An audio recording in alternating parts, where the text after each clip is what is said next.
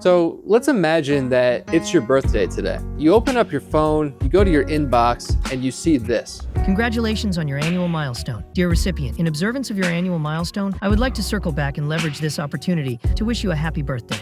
Blah, blah, blah, blah, blah, blah, blah. Now, if that email came from your dentist or your insurance agent or perhaps somebody at the office, you wouldn't really think twice about it, right? It's corporate, it's automated, it's expected. Now, if you were to get that same email from your best friend, you would think, oh, this is cold. You know, this is soulless, this is heartless. And that sort of brings up an interesting double standard that exists in AI and automation. At work, we sort of accept the template.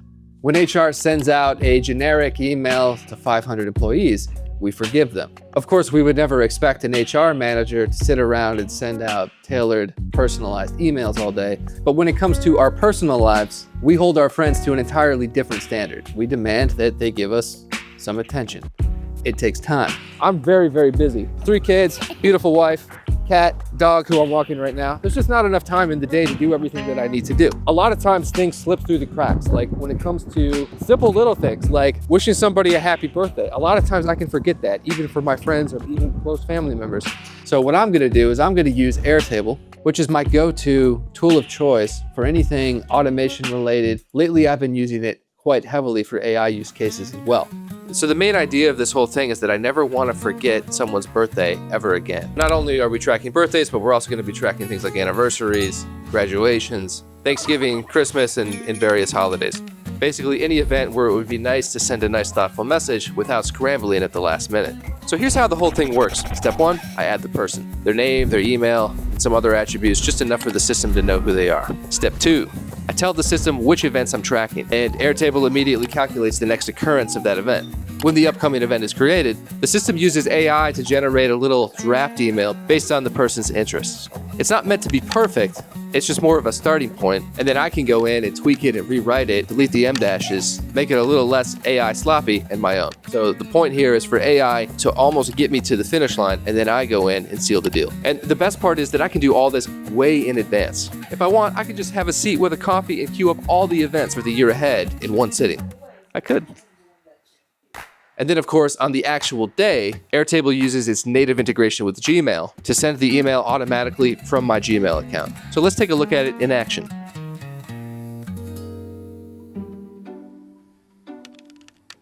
So I'm going into Airtable, and I have this base here called Celebration Station. So one of the pages in here is called People. So in the People section here, I just kind of track anybody who I want to track a birthday for or an anniversary.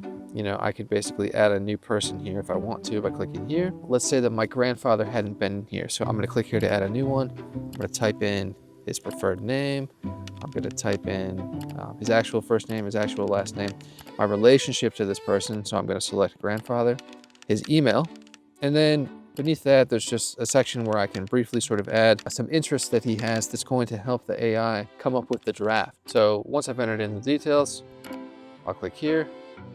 And now there's a record that represents my grandfather in the system. So then I'm going to go down to the celebration section here, and I'm going to click Add Celebration. So here I'm able to select the celebration that I want the system to remind me of and help me track and help me draft the email for. And in this case, I'm going to be tracking his birthday. So I'm selecting birthday. And then we're going to enter in the date. So in this case, it's his birthday. So that's the date of birth. Then I'm going to submit that. And now I have that in the system being tracked. So you'll see it appear here under the celebrations.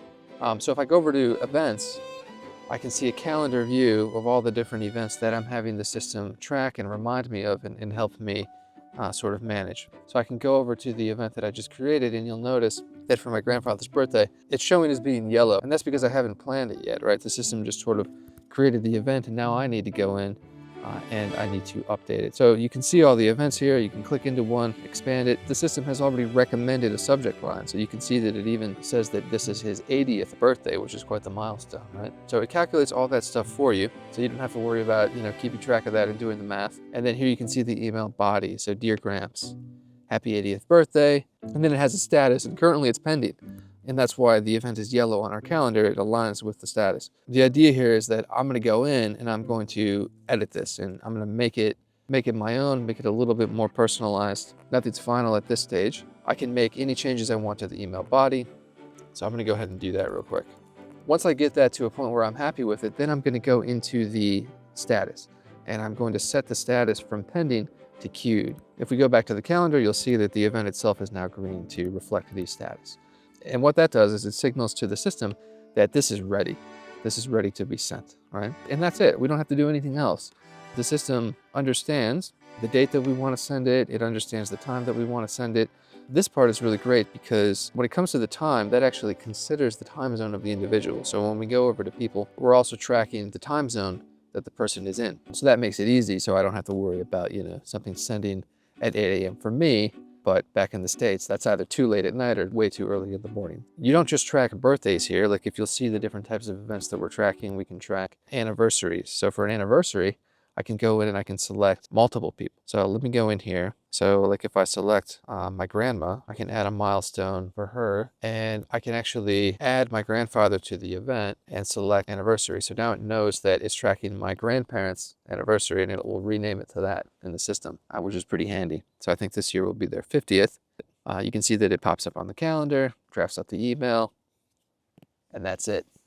I don't have to do anything else. So the beautiful thing about this is that it adds every event 1 year in advance. So, once one of these events like my grandfather's birthday passes, it adds the next one to the calendar. So I can just make sure that my whole year is locked and loaded for sending these emails. And then if throughout the year I have something that I want to add to it, like something interesting, like there was some interaction that happened between us that would be funny to add, I can go in and do that. And then once the day comes, it sends.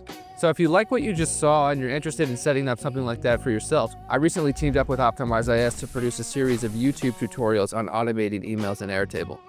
And what we've done is we've broken it down into different levels. So there's beginner level, intermediate, and advanced. The beginner level stuff is live right now on OptimizeIS's YouTube page. I put the link here in the LinkedIn post. Who is OptimizeIS? At the time of recording this, they're the two-time Airtable Partner of the Year. They work with people all over the world to help them build their ideal information systems in Airtable.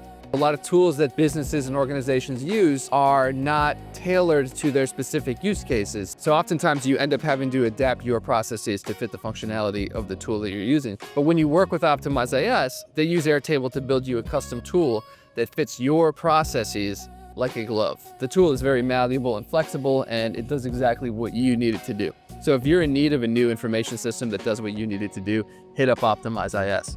I also dropped the link to book a call with OptimizeIS in the post.